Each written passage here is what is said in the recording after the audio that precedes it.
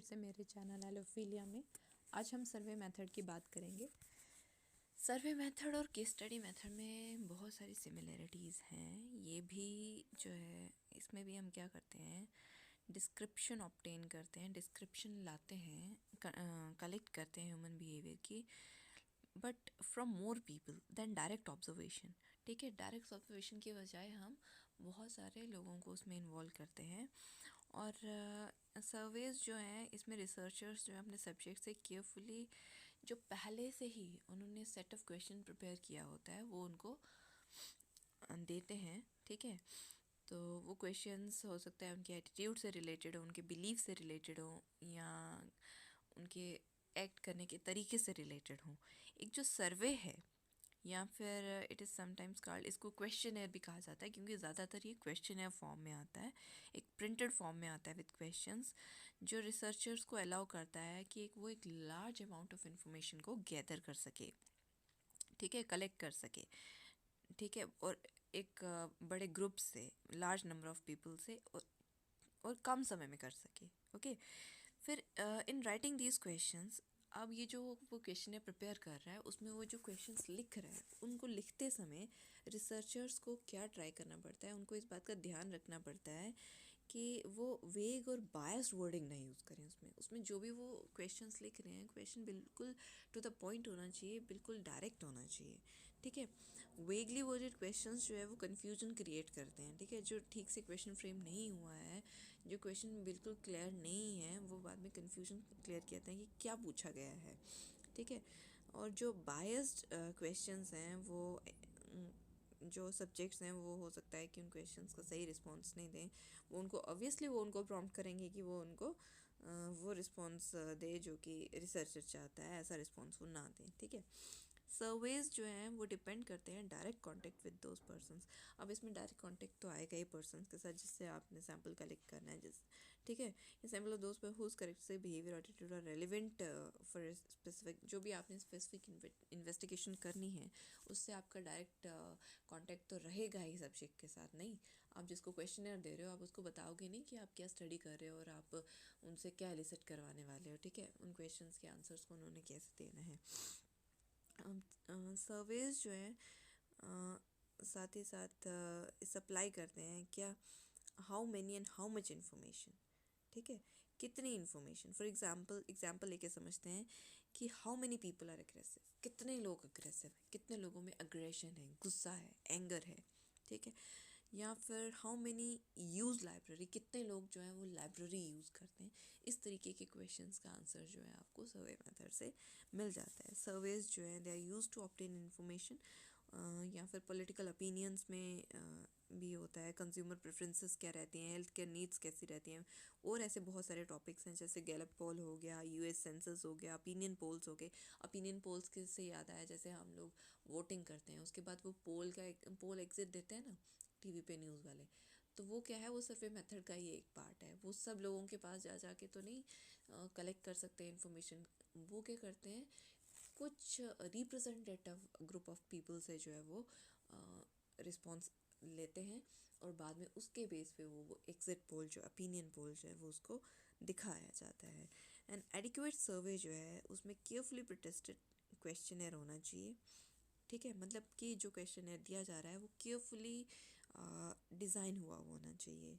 ठीक है, ताकि रिस्पोंडेंट्स जो हैं वो उसका सही से जवाब दे सकें, और अप्रोप्रिएट मेथड होने चाहिए डेटा एनालिसिस के, रिपोर्टिंग के, ताकि जो रिजल्ट्स हैं वो प्रॉपरली इंटरप्रेट किए जा सकें। सर्वेज जो हैं वो after a long period of time जो है वो रिपीट होते हैं, in order to track shifts in public opinion, कि उनके एक्चुअल बिहेवियर में या उनके ओपिनियन में क्या शिफ्ट आई है, क्या चेंज आया है। ठीक है, उसके बाद हम एग्जांपल्स ले लेते हैं सर्वे क्वेश्चनर की students for introductory psychology. Example of survey questionnaire for students for introductory psychology. Questionnaire might ask the student, इसमें क्या होगा कि क्वेश्चनर हो सकता है कि उसमें पूछा जाए कि अपना जो भी स्टूडेंट होगा उसको अपना age, sex, weight, previous course उन्होंने क्या लिया, ग्रेड क्या रहे उनके हाई स्कूल में, नंबर ऑफ़ ब्रदर्स कितने हैं, सिस्टर क्या है, पैटर्नल स्टेटस क्या है, ये सब का सब उसमें आएगा। ठीक है, there might be questions regarding sexual relations, ऐसे भी क्वेश्चन सेक्चुअल रिलेशन से रिलेटेड क्वेश्चंस हो सकते हैं, करियर गोल से रिलेटेड क्वेश्चंस हो सकते हैं, पर्सनल प्रेफरेंसेस से रिलेटेड क्वेश्चंस हो सकते हैं, ठीक है।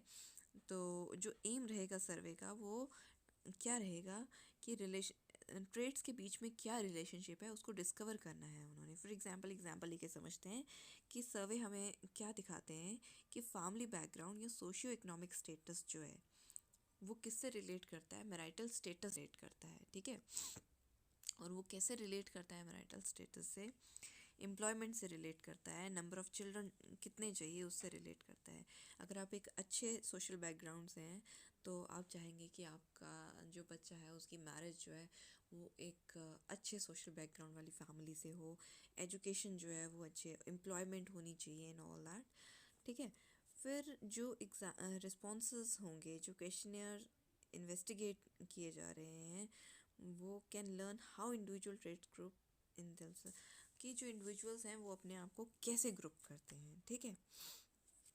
रिस्पॉन्स को एग्जामिन करने के बाद में उन क्वेश्चनर्स को इन्वेस्टिगेट करने के क्वेश्चनर से जो रिस्पॉन्स आया है उसको इन्वेस्टिगेट करने के बाद में कि ये पता चलता है कि इंडिविजुअल अपने आप को, इंडिविजुअल ट्रेड्स जो हैं वो कैसे ग्रुप किए जाते हैं, ठीक है।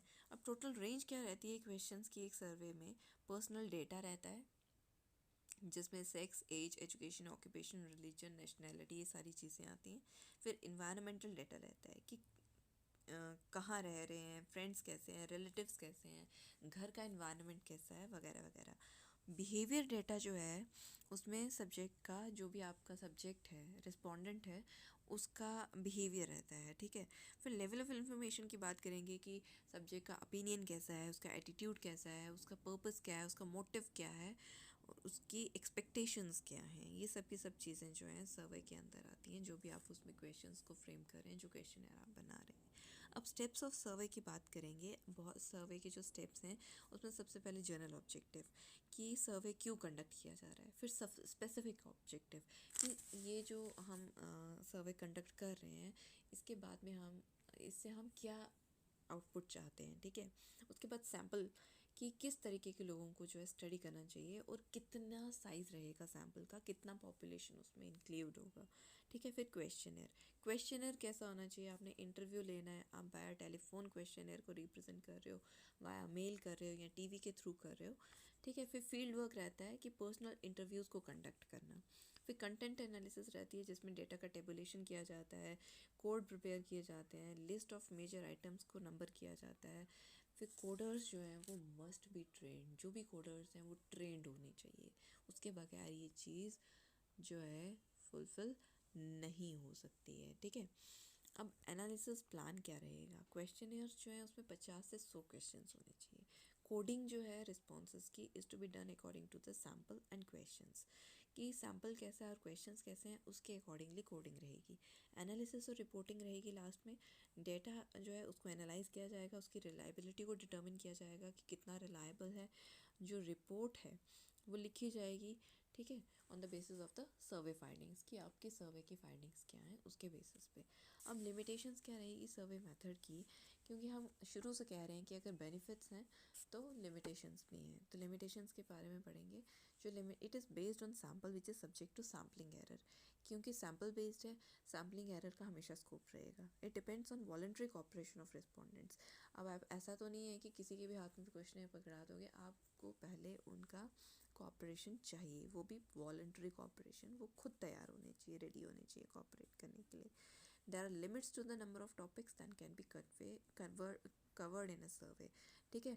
जो नंबर ऑफ टॉपिक्स हैं वो लिमिटेड होने चाहिए जिनको आप सर्वे में कवर कर रहे हो। लॉन्ग क्वेश्चन जो हैं वो रिक्वायर फॉर इस्टेब्लिशिंग रैपो।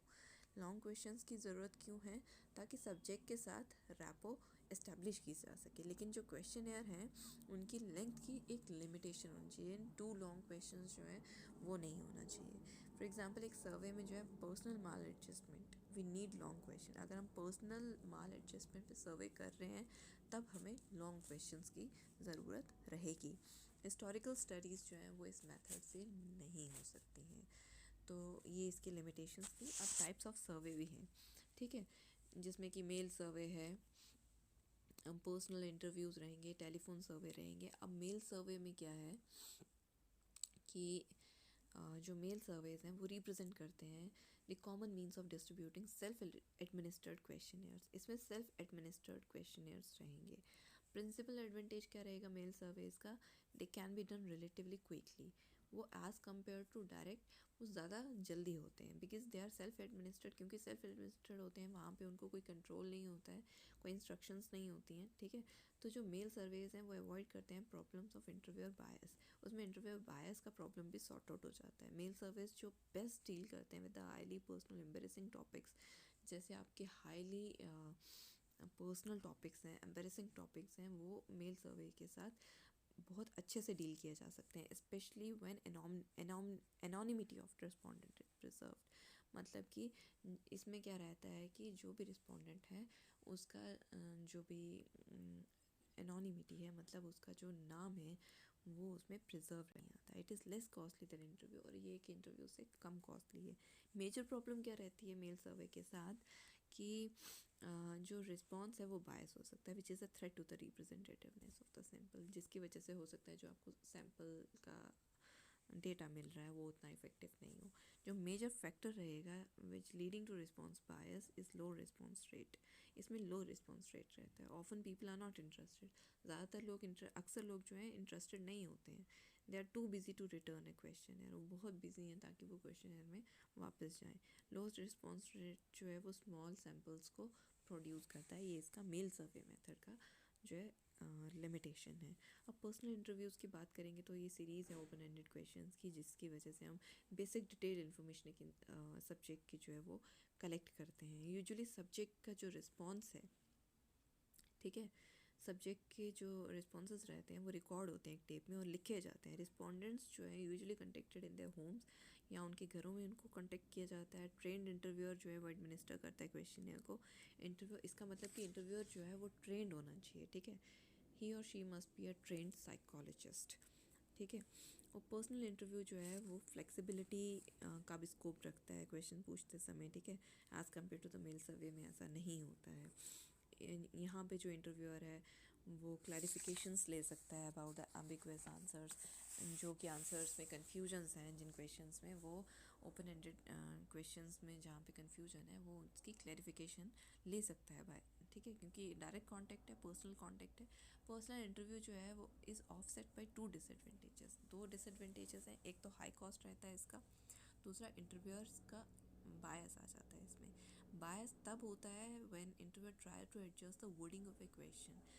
वो क्या करने की कोशिश करता है कि जो क्वेश्चन की वर्डिंग है वो फिट करने की कोशिश करता है रिस्पोंडेंट के साथ, ताकि वो selected portion of respondent answers को जो है वो रिकॉर्ड कर सके।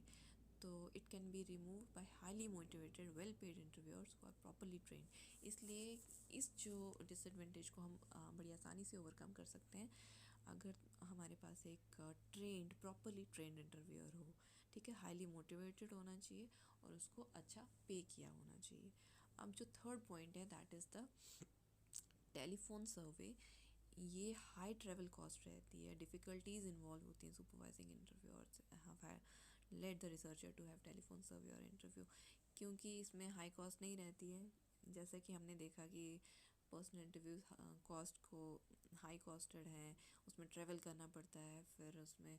तो जो टेलीफोन सर्वे इंटरव्यू है वो उतना कॉस्टली नहीं रहता। It provides a quick and speedy collection of the information, क्योंकि आपने फ़ोन पे लेनी है तो ये बहुत ही ईजी है। There is still a possible selection bias when respondents are limited to those people who have telephones, ठीक है। दोबारा से हो सकता है कुछ ही लोगों के पास टेलीफोन्स हो, सबके पास ना हो, फिर स्मॉल सैम्पल का दिक्कत आ जाता है। अब स्टेप्स जो रहेंगे सर्विस रिसर्च में, इसको हम एक बार फिर से थोड़ा डिटेल में समझने की कोशिश करते हैं, समअप करने की कोशिश करते हैं, ठीक है। एक रिसर्च सर्वे को कंडक्ट करते समय हमें क्या ध्यान रखना है? सबसे पहले defining the purpose and objective of the study, कि हम ये स्टडी जो है क्यों कर रहे हैं, उसका ऑब्जेक्टिव क्या है, उसका पर्पस क्या है।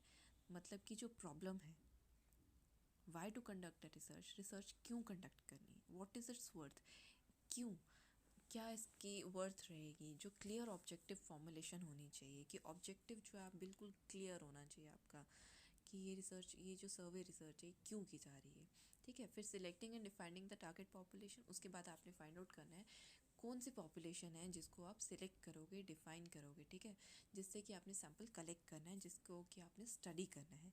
Then choose and selecting techniques of data for gathering, उसके बाद आपने टेक्निक कौन सी यूज़ करनी है डेटा कलेक्ट करने के लिए। इंस्ट्रूमेंट लाइक इंटरव्यू कर रहे हो, क्वेश्चनर कर रहे हो, किस तरीके से जो सिलेक्शन रहेगा इंटरव्यू इंस्ट्रूमेंट का, that depends upon the cost, applicability and the research design, कि कॉस्ट क्या पड़ेगी, एप्लीकेबिलिटी कितनी रहेगी, मतलब कि वो कितना एप्लीकेबल है, ठीक है, कितना एप्ट है, और रिसर्च डिज़ाइन कैसा है आपका।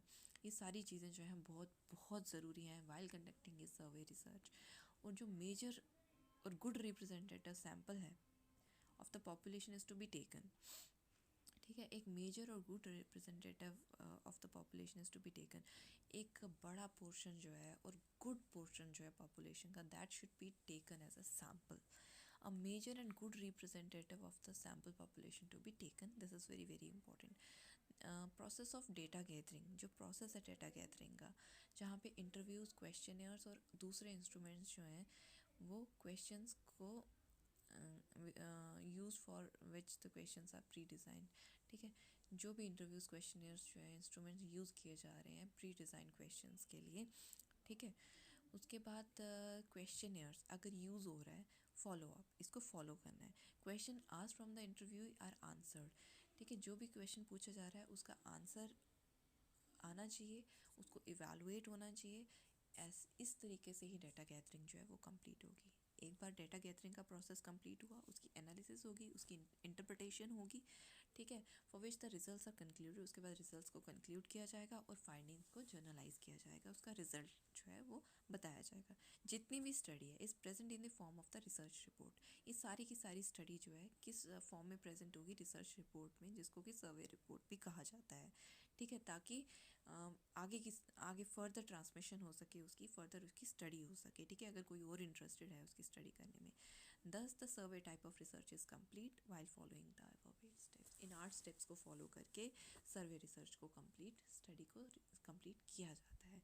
That's all for the survey method. Hope आपको अब क्लियर होगा। अगर आपको क्लियर है गाइज, प्लीज़ मुझे सपोर्ट करिए, प्लीज़ ज़्यादा से ज़्यादा शेयर करिए, सब्सक्राइब करिए, कमेंट करिए, लाइक करिए, ताकि मैं मोटिवेट होती रहूँ और आपके लिए अच्छी अच्छी वीडियोस बनाती रहूँ। थैंक्स।